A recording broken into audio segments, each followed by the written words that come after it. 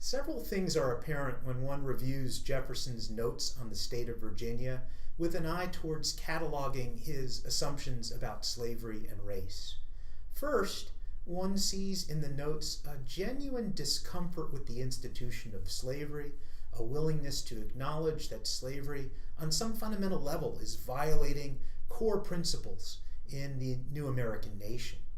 At the same time, it is impossible to miss Jefferson's intense racism in this text. And so we perhaps approach a contradiction. And for Jefferson, juggling both his discomfort with slavery with his racism led him towards the assumption that only by removing the freed African American population could the nation ever move beyond the system of slavery. He was especially horrified by the prospect, and he expresses this in the notes, of racial intermixing.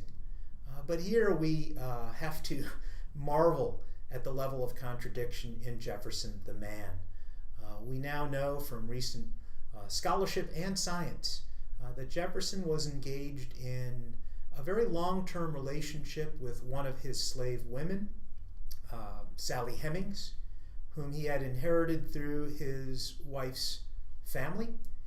We know that Sally Hemings bore a number of children to Jefferson, and so this individual who seemed to be horrified by the prospect of racial mixing was himself involved in it.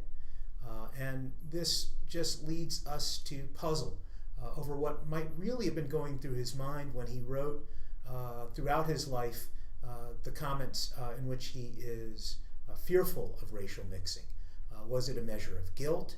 Was it a measure of sadness that he had children that he could never do the right thing by, given his seriousness as a parent with his legitimate white family?